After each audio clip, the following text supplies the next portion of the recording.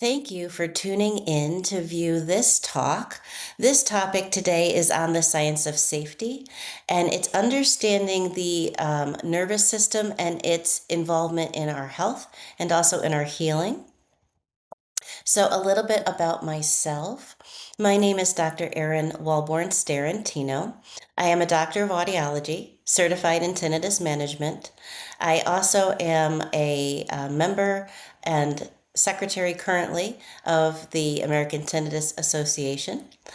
This talk is being presented to you through Audiologic Solutions Hearing Center, where I am employed as one of many audiologists who work and treat with tinnitus patients.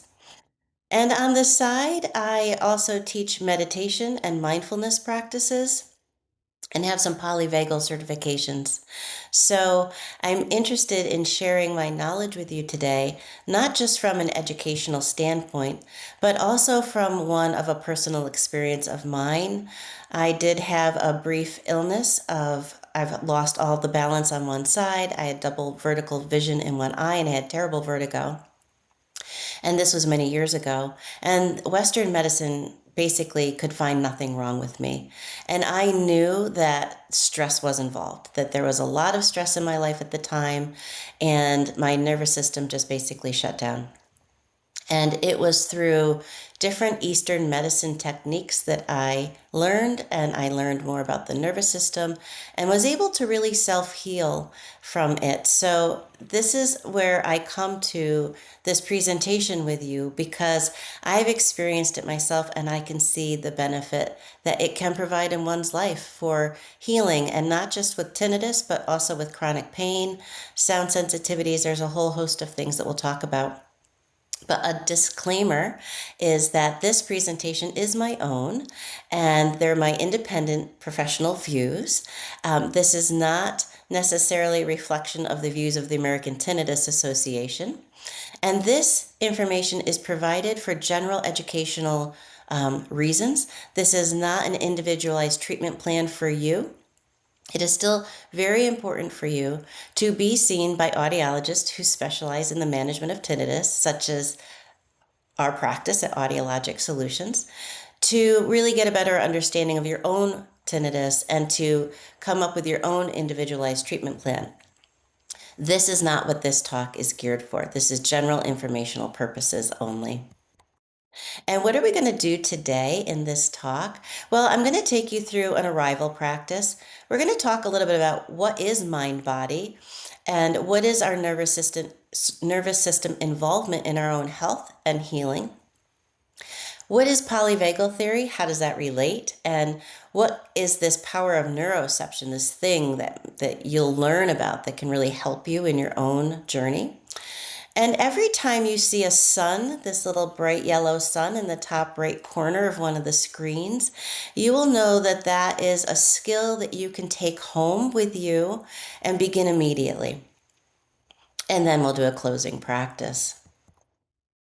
So hopefully by the end of this presentation, you will learn and understand how the brain and the body and the nervous system all work together to influence our health and our well-being, especially for those with tinnitus. You will be able to explain how stress in the nervous system activation shapes our attention and our emotions and how we perceive the symptoms that we have. And you'll be able to recognize how feelings of safety and danger can influence your physiology within your own body and your own emotional responses.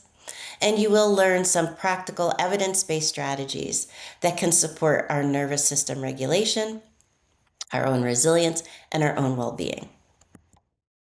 So let's begin with a brief practice. So if it's okay with you, feel your feet on the floor. So sitting with your back straight.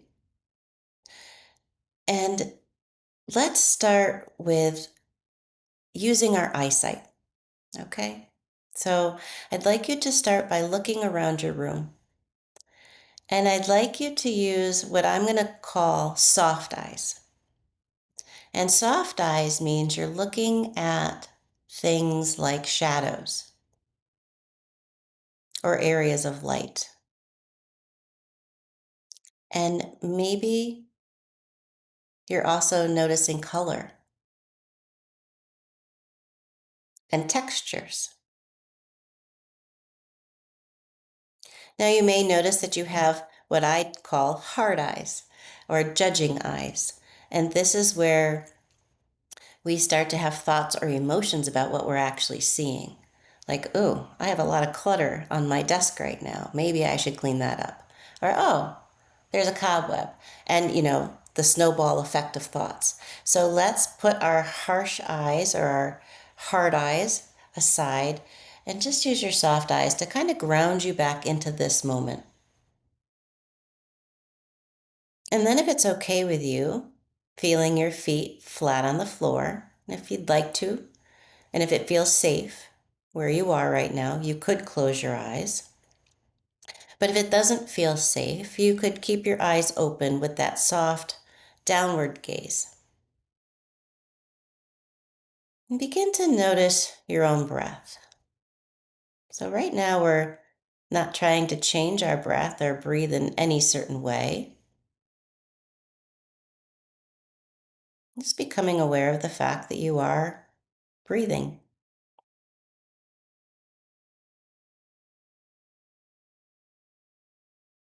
And if you notice any tension in your body, which you might, and if it feels okay, seeing if you can relax a little bit more into the chair on your next out breath.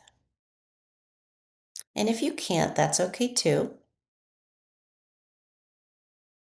And now we're going to breathe in a certain way. So we're going to breathe in through our nose, maybe for the count of 4, and out through our mouth through pursed lips, like you're blowing out a birthday candle, for maybe the count of 8. So doing what feels comfortable for you, but breathing in and a long, slow breath out through your pursed lips. And let's take a couple of those. So breathing in through your nose and a long, slow exhale.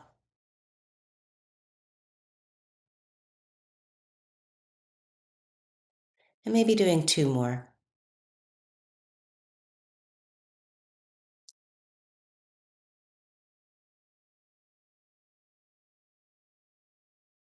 And last one.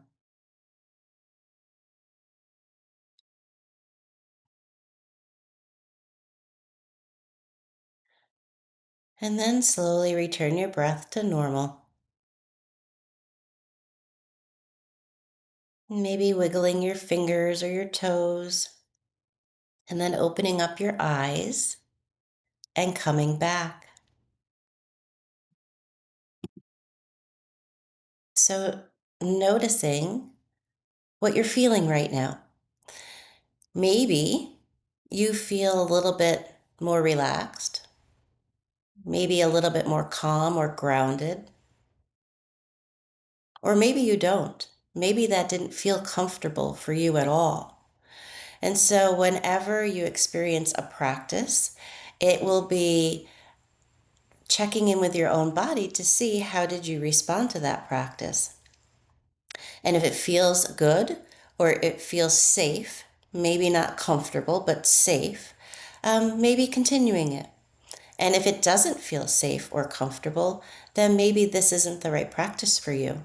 But you can see that there is the little sun up in the corner. So this is one of those times where you can maybe gently note in your mind that this is a practice that if it felt good that you could take with you and do at any time in your life. And it's helpful if you don't necessarily take notes during this presentation.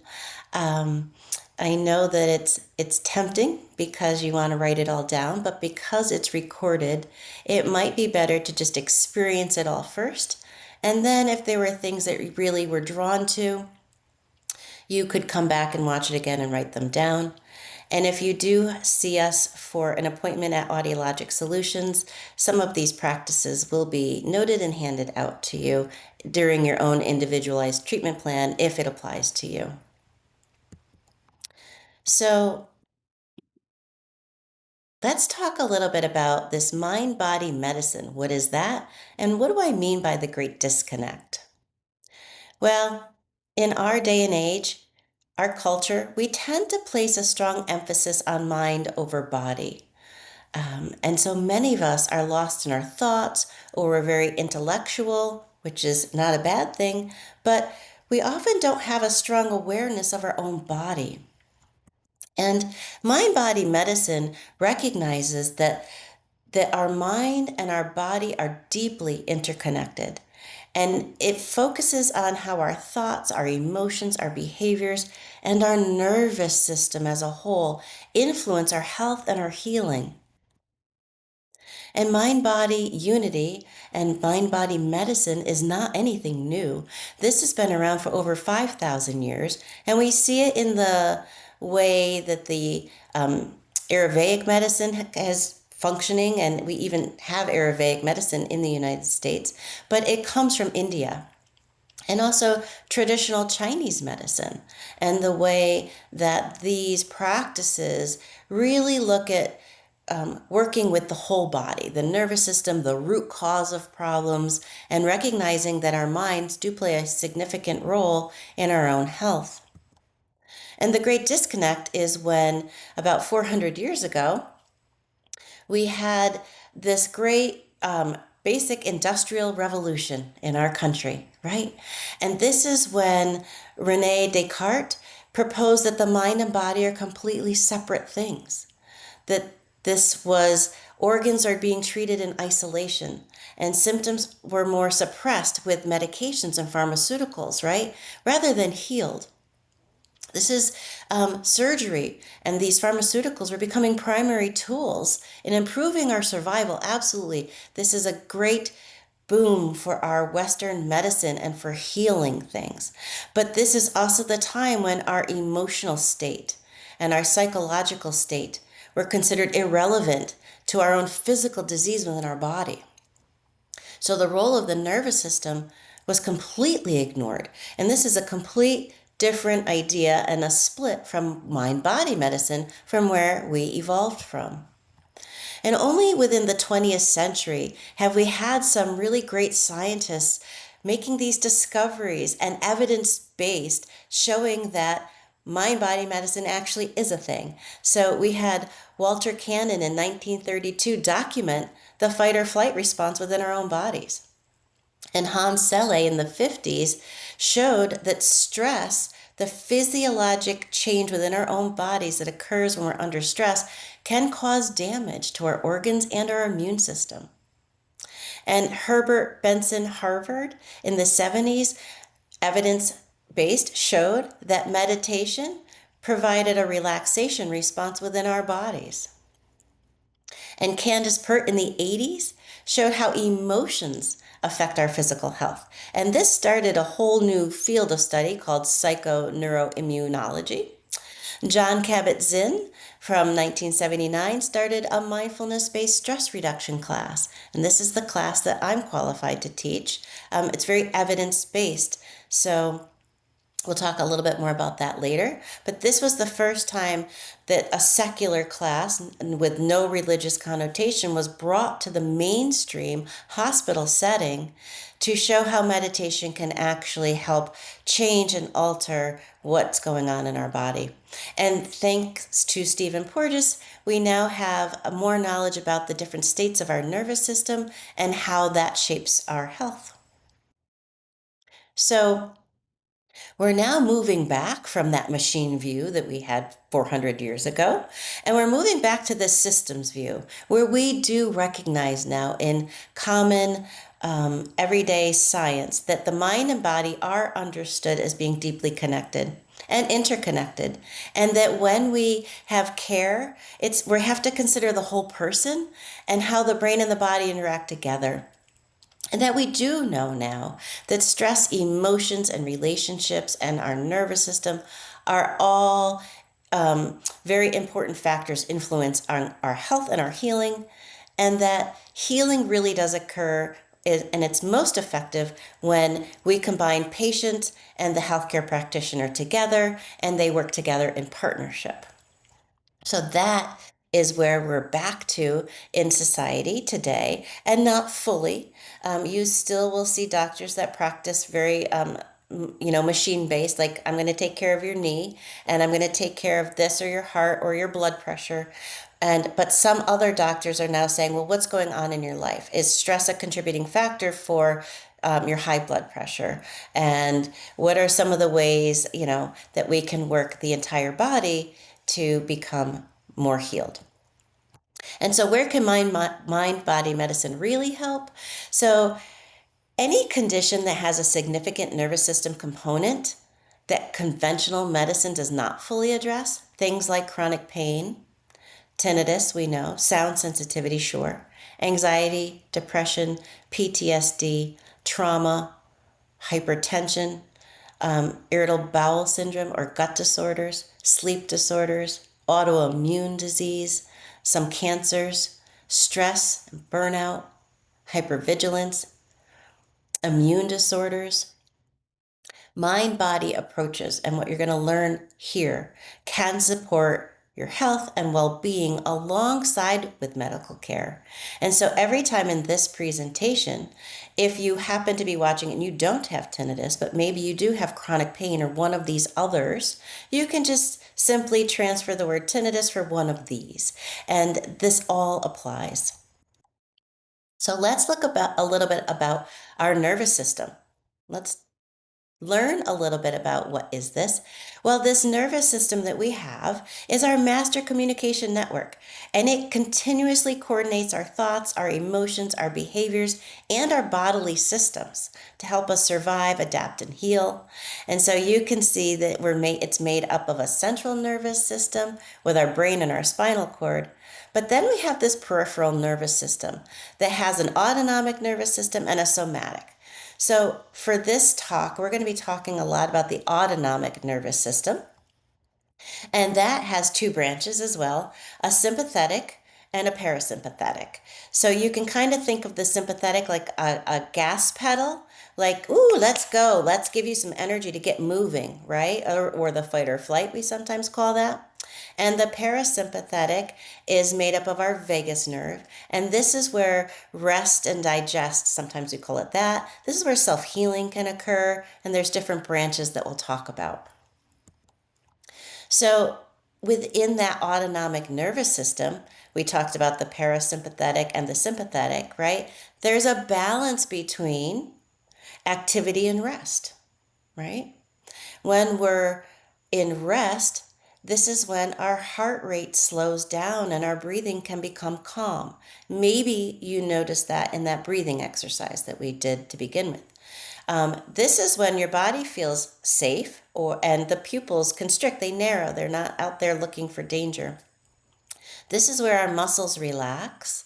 This is where our digestion speeds up and our body conserves energy. And this actually is an area of self-healing for the body. And then there's the sympathetic portion, this fight or flight or action and mobility. It doesn't mean you're always scared in this mode. It means you have cortisol coming through your body to get you moving and doing something, whether it's to run away from a bear or it's to get up and go for a job interview, whatever, right? And in this, your heart beats faster, your breathing speeds up, your pupils widen, your muscles can get tense. We don't need to digest food while we're running away from a bear, right? And adrenaline is released. So that is the balance between our autonomic nervous system, and we really need it to be balanced to be healthy.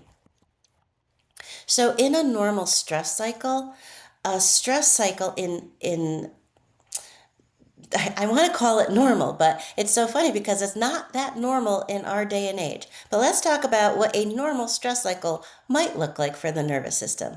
Well, it would have a beginning, a middle, and an end, right? So your body's neutral, maybe in a state of this relaxed homeostasis, and then a threat's perceived, the beginning of something, and you notice it. And then your body reacts to it. It lets out some adrenaline, and then the threat's over. So this could be, let's say, remember back in high school if you ever did any sports and maybe you ran track, okay, or played basketball. And so you had this thing that you had to do. You were a little nervous about it. Your body released some adrenaline. You ran the race. You did the game. Once it's over, your body can relax and it can go back to a state of neutral. Okay? That would be a normal stress cycle. A stress cycle in the animal kingdom, I want to show you how their stress cycle is. It's the same. There's a beginning, there's a middle, and then there's an end. But it's very interesting how it ends. And I'm going to share that with you now. So what you can see here is that there is this, it looks like a jaguar who is, oh, I'm so sorry. Let's go back. Sorry. I was trying to get the pause button away, but that's okay. So it looks like this jaguar has attacked this impala. There we go. And what you can't see off screen is that there is a hyena that chased the jaguar away. So this impala was playing dead. As you can see, now you start to see some belly breathing. So the impala is using all of its senses to sense in the environment, am I safe right now? And there is some movement going in the belly, so he's starting to breathe a little deeper to get some more oxygen back up. And then you start to see the shaking going on. Now, what's happening here? There was so much cortisol built up in this animal that from this safety from the sympathetic portion of the nervous system that it's got too much built up in it right now. So it needs to shake it off and to get it all back out of its body. And so this is the actual movement that an animal does to end a stressor. Now, in human times, we don't shake usually after stress. We usually start thinking about it, right? In the animal kingdom, this is what animals do to get the excessive cortisol back out of their body. And when that happens, they go right back to what their normal routine was. So, if we were having a healthy human stress cycle, this is what that might look like. Perhaps you're with a coworker or a friend or somebody and you have a tense exchange and your body activates, right? You get this increased cortisol and tense muscles. And maybe let's just assume that it's somebody that you don't explode on, that you kind of hold it in. Maybe it's your boss and you're having a meeting at work and it's not appropriate for you to just start screaming back and releasing all this cortisol. So, what maybe you decide to do is after this tense exchange and you're feeling it in your body, you decide that you need to go for a walk to walk it off. And maybe you practice some breathing skills. And then your body feels a little bit more calm and it can go back to a state of reset or homeostasis where maybe then you feel like if you needed to, you could go have a very calm conversation with this person to work out whatever the differences was that came up in this talk. That would be a healthy human stress cycle. It's very interesting, though, that as a human, and I am obviously one of them, we tend to get stuck in our thoughts a lot. And we don't always complete the stress cycle. So, this is where we talk a little bit about the difference between stress and anxiety. Stress is a response to an actual external cause. Okay? The leopard is chasing you, you produce cortisol and you run away. That's a stressor. You got away from it. And then it goes away once the situation is resolved. Even in our healthy human stress cycle, in that sense, there was a stressor. This person was having some tense words with you. You had to do something to make yourself kind of get out of it.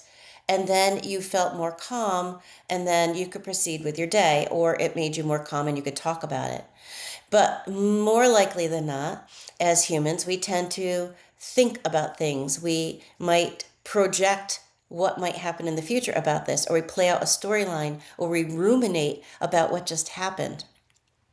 And so anxiety is when we have a response, a physical response in our body to an internal cause. So a reaction to the stress, right? It's so the stress never ends because we're constantly replaying it in our head. Either what could we have done differently? What should we have done? And what might we do in the future? Right? And that is where our body can stay in a higher level of stress from something the physical stress is already past. So this is polyvagal theory right here. This is our vagus nerve and our nervous system dysregulation. So it's both our sympathetic and parasympathetic. So we'll talk about that. And this is how we might become stuck in our nervous system. So first, let's talk about the states. So we have a ventral vagal, which is our social. This is, we're feeling good. We're feeling social and connected and more connected. And then we have our sympathetic, our fight or flight, where there's that action that gets us moving. And then our dorsal vagal, part of the parasympathetic, is when our bodies can freeze or shut down. So let me walk you through a scenario where we might get stuck. So in the ventral vagal, you might be in a place in your life where with certain people, you just don't want to rock the boat. So maybe you don't always speak out and ask for things that you need, or maybe you're not clear with your own boundaries. So you might here give up your needs and wants just to keep the peace, okay? And then if there's a series of never-ending challenges that are being thrown at you, one after the other. Let's say, I'll give you an example. Let's say you had that tense conversation at work and you didn't go take a walk afterwards. You just kept thinking about it and you kept getting madder and madder. So now you leave work and you're really kind of upset and you're driving home very fast and you're speeding and you get pulled over by a cop. And the cop gives you a speeding ticket. So now that just compounds it, right? Now you're even more like, I can't believe this. So that just revved you up even more. And now you get home and you go get the mail before you go into the house and you see the tax bill, which you forgot was coming. So now you're even more upset, and now your neighbor comes outside to greet you, and not nicely, because your dog was in their yard again. And so now you respond very, sharply, and you have this interaction with your neighbor that you really maybe didn't want to have. And then you go inside your house, and then your spouse tells you, like, did you remember to go to the grocery store? And this is how, right? You can see how this happens, right? That we can get stuck in these series of never-ending challenges. We feel overwhelmed. There's no freaking way out. And we either react by attacking or escaping. And if this continues, then we can feel trapped and we feel in a cycle of endless challenges with no way out. So maybe you go through the motions, but you have no energy and there's a loss of hope. And so this is where you might be stuck in one of these phases, and our body is meant to experience all of parts of our nervous system. So we'll talk about that. But this is how we can kind of get ourselves trapped in a certain state of our nervous system. So this stress performance curve is really to show you that a little bit of stress is actually good for us. It gets us motivated. It gets us moving. It gets us focused, right? And then we can get to our peak performance right in that middle. But too much stress without proper coping strategies can cause exhaustion and panic and anxiety and anger. And then we can get to burnout and breakdown. And so it's, how do we learn some management strategies so we can use it to our advantage and not to our disadvantage? So the cost of chronic stress on our lives, and this is what I experienced. So allostasis is really the process by which the body maintains stability to adapt to changing demands. Okay, that's just the name of it. Allostatic load is the wear and tear of doing this. So in my life, when I had my health crisis, I had a lot of just everyday stressors, right? Just working and family and all sorts of things. But then I had some extra stressors that kind of came on, things that I wasn't expecting. And when my body had too much of it being piled on top, and on top, the stress response from being activated too long and too intensely, really the load was too much, and that's when my body kind of shut down. And so this is how, and this is all evidence-based, we know for a fact that stress and anxiety over a long period of time can affect the body. And it can affect every organ in your body. your brain, your cardiovascular system, your joints and your muscles, your immune system, your skin and your hair, your gastrointestinal system, and your reproductive organs are all affected by stress and anxiety that stays going on in the body for long periods of time. So, this is where we introduce polyvagal theory and the power of neuroception, because this is where we start to be able to bring in some self-healing. So I want you to think of your autonomic nervous system, this subconscious thing that is controlling the fight or flight or our relaxation response. This is your body's internal alarm system, and it happens without you even having to be consciously aware of it. So your body is consciously or constantly checking, am I safe or am I in danger? And that's subconscious, right? Am I safe or am I in danger? Your nervous system is checking this. And for some people with tinnitus, or put in any other word there that we used before, this alarm system can become overly sensitive. It can stay switched on. And that means that it's continuously signaling danger, even when there's no danger present. So polyvagal theory is this scientific theory used to describe how the different states of our nervous system that I showed you before, how we can shift between states of safety, states of protection and action, and then states of shutdown or repair. And neuroception is the term used to describe the nervous system's automatic process of detecting these cues of safety or danger or life threat without even being consciously aware of it. So that's neuroception, and it determines which state your body's going to enter. So let's look at how neuroception works. So neuroception is really your body using three different ways, again, not consciously, to determine your state of safety. It's going to check outside of you by looking at your surroundings through using all of your senses. Like the antelope, when it was lying on the ground, it was using its ears to sense, was there any danger present? What its eyes showed, is there any physical danger I can physically see? Is there anything I smell coming that's dangerous? Is there any taste that I have that's dangerous? And what am I experiencing with touch? Your internal state, your nervous system is also turning inward, and this is key for those of us who suffer with some of these chronic ailments. Your internal state is looking at your own heart rate, your own breathing, how you're breathing. Are you breathing shallowly? Are you breathing fast? Or do you have some nice deep belly breaths, right? Is there muscle tension going on in your body? Is there any pain or discomfort? Is there any fatigue or illness or hunger, right? And then your body's also searching between social connections, so between people or individuals, and for mammals too.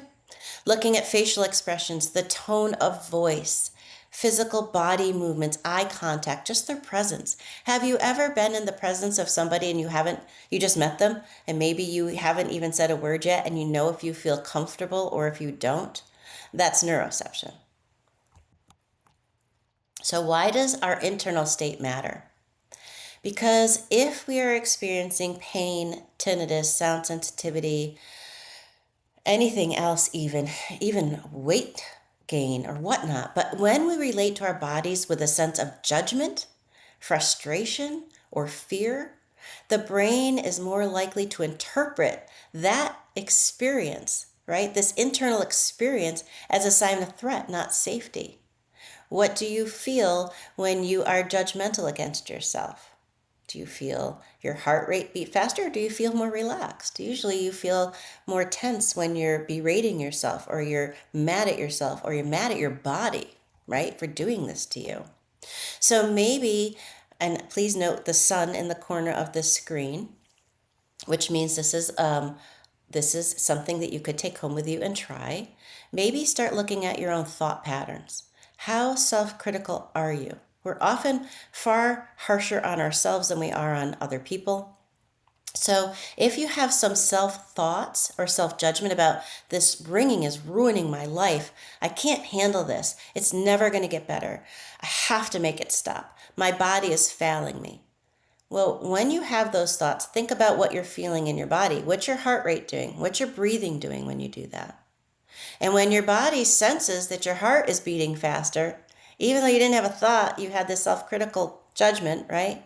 Now your body starts to say, oop, that's dangerous. That's not safe. She's not safe. Instead, what if we said, in this moment, I am safe. I am having a difficult moment. I can get through it. My nervous system is capable of learning and adapting. And I don't have to fight this sound. I can change how I respond to it. Now, when the brain perceives greater safety rather than danger in just changing those thoughts, the body can shift out of this stress response. So then it stops sending out more cortisol to keep you in fight or flight. It actually starts to send out more dopamine and more neurochemicals that are positive for the body that support regulation and recovery and resilience. Now, I'm going to take just a quick step back, especially for those who are suffering from tinnitus or really any ailment. Tinnitus itself is a symptom. It's not a disease. And so anytime you have something new, it's always good to get a medical advice and a medical opinion about, is this something that there is a problem with that needs to be taken care of? Or is it a symptom of something else? And then we work with it. And so that's what we talked about in the very beginning when we had all the medical conditions that there was not a medical necessarily cure for. This is where now changing our inner dialogue can become extremely helpful.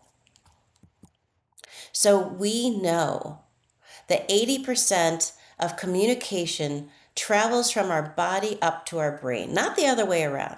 It's just the way our nervous systems are wired. So we have our remember the fight or flight one? That actually travels down through your spine and it innervates every organ.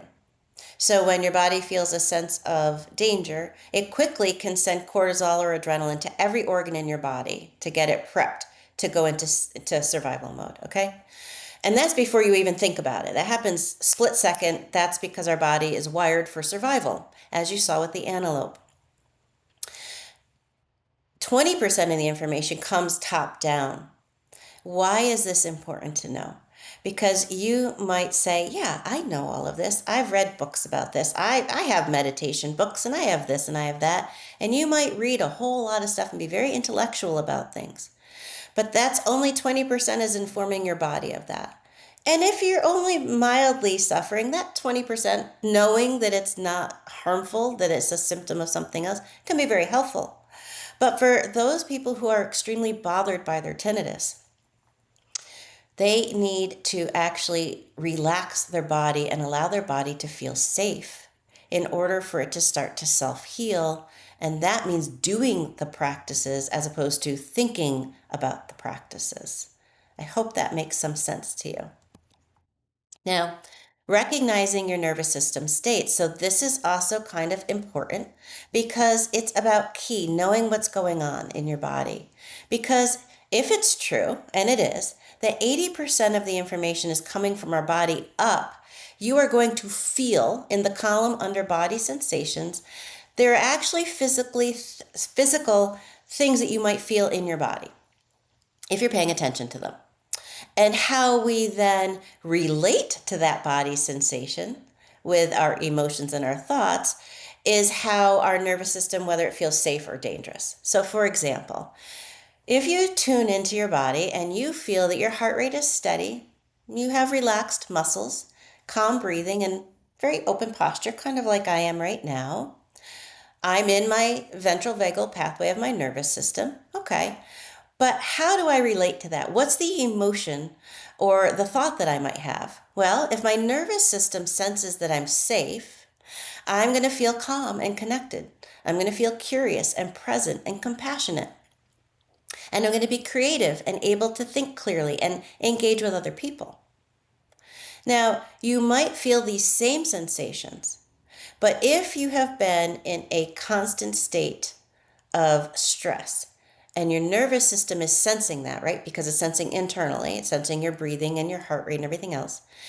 And it senses this, you might be experiencing more people pleasing in this pathway, more over compliance, difficult setting clear boundaries, avoiding conflict and putting other people's needs before your own, just to feel and stay safe. Okay, we'll talk a little bit about how you might enter that phase and how that might have come to be. So let's say you're feeling into your body and you're feeling a faster heart rate, quicker breathing, increased muscle tension, heightened energy and alertness, maybe like you were going to go run in that track meet, right? If your body is sensing you're safe, you might be feeling or thinking or having an emotion of feeling more motivated and playful, more ready for action, focused, energized. But maybe your body's feeling that because you're hearing your tinnitus. And now it senses, right, that, oh, the body's not safe because it's sensing that your tinnitus is dangerous. So now the body goes into a fight or flight mode. It might feel more irritable. It might feel more anxious. It might be more worried or more restless or impulsive to do things. There might be some hypervigilance going on, always scanning for it and feeling of overwhelm. Okay? So this next body sensation goes with the dorsal vagal pathway. And this is, you might feel low heart rate, low energy. Your body might just feel kind of more heavy, and it might feel reduced muscle tone and just very slow movement. Now, it could be, if your body's feeling safe, that you are in deep rest and stillness, or you're very peaceful, or you're meditating, or you're just having a quiet period of reflection. Maybe you're sitting at the lake and you feel safe and really truly relaxed. On the other hand, if your nervous system through neuroception is sensing that you're in danger, you may, or you've been stuck in this phase for a long time, you might feel shut down or numb, disconnected, exhausted, hopeless, lonely, stuck or withdrawn. So as you can see, your body can have the sensations, but how you perceive them, how you react to them, is whether your body senses that you're in safety or in danger. So it's really important to start to pay attention to your body sensations and what are you feeling. And then you can start to tune into what's going on around me. Am I truly safe or am I not? Am I lost in my thoughts? Okay? So that is something to take away, to just to be able to tune into your body sensations. So in order to do that, here you will see a sun in the corner of your screen, and this means this isn't a practice that you can bring home with you. So let's just do it together right now. It's called a 3-minute awareness practice. And so for the first minute, we're going to feel our feet back on the ground.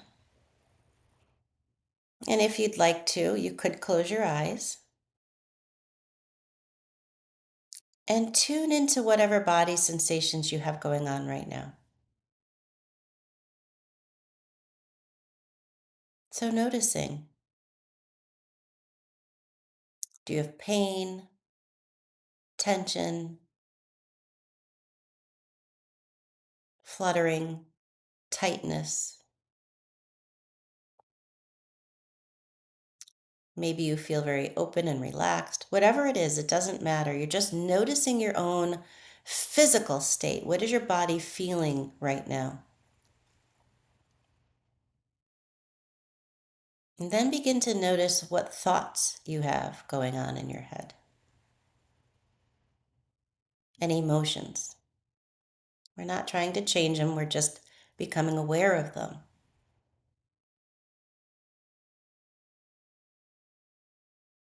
And now I'd like you to shift your focus to your breath. So just feeling your belly rise and fall.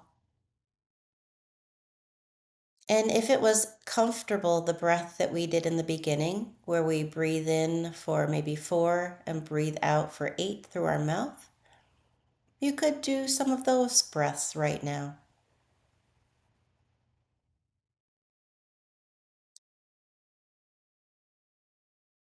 And every time your mind wanders, and it will, because you're human, see if you can bring it back to breathing in for 4, breathing out for 8. These are gentle, relaxed breaths. You're not forcing anything.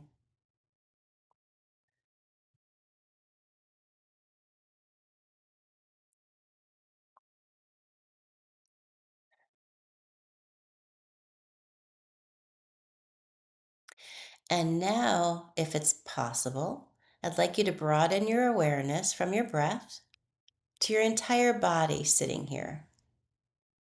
So, becoming aware of all things, including your breath, your body sensations, your thoughts, and your emotions. Just becoming aware of all of it.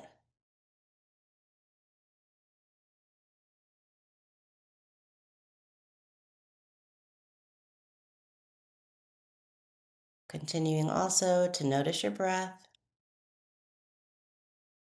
And then feeling your feet on the floor. Slowly giving your fingers a wiggle and your toes a wiggle. Opening your eyes if you had them closed. And the purpose of this practice is again to start to become aware of where you are, where what your state is. And if you are noticing some of those states of rapid heartbeat or um, very low level, looking at whether your body's feeling safe or not. And so this is called the polyvagal theory, right? Where are you now? All right, which state are you in? Are you on cruise control? I'm safe enough. I'm in that ventral vagal pathway. I feel pretty good. Or maybe this is just where I ended up so I don't cause any more conflict, right? Um, are you in the action or the brakes? Are you in the sympathetic portion? Are you being playful and energized? Or are you in the fight or flight? And or are you in the dorsal vagal pathway where you're in a sense of rest and stillness? Or are you in a sense of freeze and shutdown? Like this is just hopeless. Okay. This is the emergency brake. And really it's the ability to go between all of these states that can is where it's healthiest. But being stuck in one of them is when our nervous system is in a state of dysregulation. So, I'd like to talk a little bit about how our nervous system can get stuck from an early age. And so, if you've experienced any adverse childhood experiences, this can shape our stress response. So, if you've had any type of abuse, whether it's physical, emotional, or sexual, if there was neglect, physical or emotional, if there were household challenges, mental illness, poverty, substance abuse, domestic violence, parental separation. There's a lot of different adverse early childhood experiences that one might have. And this is when the nervous system can get stuck in a state of hypervigilance. So, when we look at the statistics of adverse childhood events, 64% of US adults have had at least one of them. 1 in 6 people have had 4 or more of those. And there's a much higher odds, a 4 times greater odds of having depression or anxiety as an adult if you had 4 or more of these adverse childhood events. Now, the good news is that this nervous system is very adaptable and it can become regulated through effective therapy and through experiences of safety to reshape the stress response. But as a child, you had any of those adverse childhood events, your body needed to stay on high alert to survive. That's what it needed. That's hypervigilance, right? It's constantly scanning the environment for threat, and you had to take care of yourself and protect yourself, right? So this is when the body in a healthy survival way took on a higher state of hypervigilance to keep you alive during that period of time. The problem becomes as you become an adult, and if that's not addressed, then it can become your constant on state without you even being aware of it, right? And so examples of hypervigilance are always scanning the environment or within your own body for signs of danger. Every little ache, every little sound could become a problem. This is where you might feel restless or on edge a lot of the time, that you might have a lot of difficulty concentrating. You might feel unable to relax or feel safe, even in safe places. You might become easily irritated and you could have a lot of difficulty with falling or staying asleep. So, how does sound, such as tinnitus and pain, um, and hypervigilance play a role? Well, when the nervous system stays on high alert for a long period of time, the brain is more likely to interpret that new sound or that new pain as becoming something much greater than what it is. Probably it feels very threatening to you, okay? If you've had any type of hypervigilance going on. And it's so incredible that our day and age, even if you didn't have adverse childhood events, we have a lot of stress going on in our lives these days with politics and climate change and wars. And there's a lot of things that we don't have any control over. Social media, you're always being bombarded by different things. And so how our bodies react to new stimuli depends on the state of your nervous system at the time you hear it. So if you have had a lot of chronic stress in your life and now you hear a new sound or a new pain in your body, it can be immediately flagged as a threat. And this is where sound sensitivity can also stem from, because not always, but in some cases, some sounds might be triggered as like a freeze response, like a threatening sound, right? Think of a lion's roar or a bell, a fire alarm. Those are examples of like a frequency, a low frequency, a high frequency can trigger danger, and the body can sense that within your own body too. Now, if you have a regulated nervous system, that sudden new sound or that new pain in your body, you might notice it, but then just let it go. You might hear a sound or a sensation, and that might produce just a brief disorienting response, but then calm comes back, right? Like, oh, what is it? Oh, okay, right? So often I hear people say to me, I've had tinnitus for a very long time, but then all of a sudden it became worse. And this is where the other talk that we have on the sound of silence can really go into why one person might become more, where does tinnitus come from, first of all? What are the mechanisms behind it? And why are some people more bothered by it than other people, right? But this dysregulated nervous system does play a huge role in that. And so when we have a dysregulated nervous system, we're already at this higher, tighter, more tense level. So if I look at it this way or even this way, as you see on the bar graph, when something new comes in, we don't have any resilience to kind of absorb it. It just automatically becomes dangerous to our bodies. And then when we're in danger, we know what that feels like, right? When you have a more regulated nervous system, this is where you have more room. You have more ability to absorb what's coming in and more ability to sense whether it's true or not. Is this a danger or is it not a danger? There's more capacity to absorb stressors without overwhelm. And so this is where a dysregulated nervous system, by regulating it, we give it more capacity, this window of tolerance to deal with the things that are going on in our lives, whether it's ringing or it's pain in your body, when we know that there's no medical procedure or pill that can treat it, right? So, a tinnitus cycle, when our mind and body treat tinnitus as important and threatening. So, think back to what you noticed when you noticed your tinnitus, when it went from maybe I had it all my life and then it became bad, or it just became bad. Notice what was going on in your body at the time. What were your thoughts about it, right? And so, if your body determines that it's threatening, it's going to stay on high alert, right? The nervous system becomes aware of it, attention's given to it, and then we have more stress and anxiety about it, and then we pay more attention to it, become more hypervigilant to our own tinnitus. So often people will tell me that they might not hear their tinnitus for maybe a few minutes or notice like, oh, it's not there. And then what do? They start looking for it. Where'd you go? Are you there? Right? What does that do? It brings it right back to your attention. So, what does self regulation mean? What do we mean by this? This is where we need to break the stress cycle. Just like the healthy interaction that we talked about in the beginning, the person went for a walk when they were feeling a little bit stressed to get the excess cortisol out. Just like we saw the antelope shaking.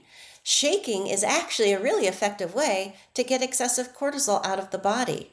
And when we can get that out of the body, we can end that stress cycle that it doesn't promote further vigilance to it. Okay?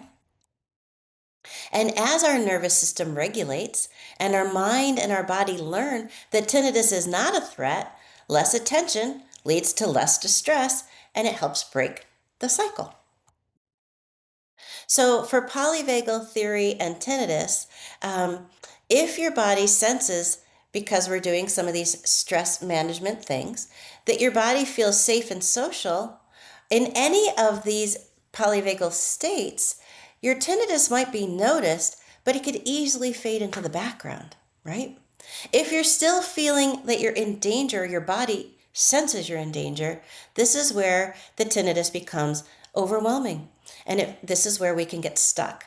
And so the polyvagal and neuroception is to notice what you're feeling and then sense whether it's true or not, and to do some of these strategies to calm the nervous system down so you can easily move in and out of all of these states. Because there are times, not talking tinnitus now, but there are times when you do need to have some adrenaline coursing through your body, like we talked about. You may need to go on that job interview, or you may need to host Christmas dinner, right? That's a stressful event.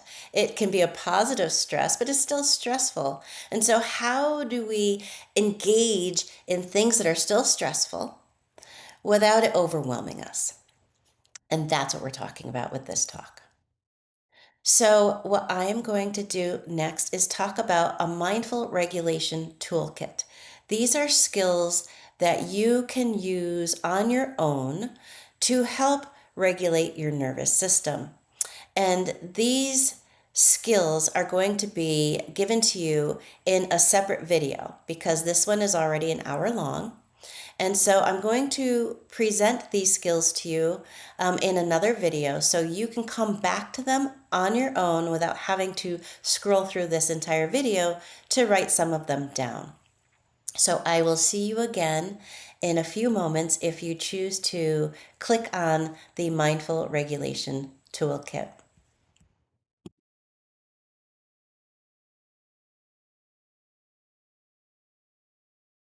So if you choose not to um, watch the Mindful Regulation Toolkit, or if you already have, and this is just some information about additional training and resources. So we would love to see you as patients at Audiologic Solutions. We are located in upstate New York in both Saratoga, Queensbury, East Greenbush, Rensselaer, and Hudson. And you can find us on our website, which you may be viewing this video on, so that's wonderful. And we can do hearing evaluations and testing, tinnitus evaluations, and then we can also work with you on an individualized tinnitus treatment plan. And if you're looking for information about guided meditations or some in-person and online classes that I teach for meditating with tinnitus, or a little bit more on mindfulness-based stress reduction, you can come to my website at www.mbsrny.com. Thank you, and I will see you in the next video.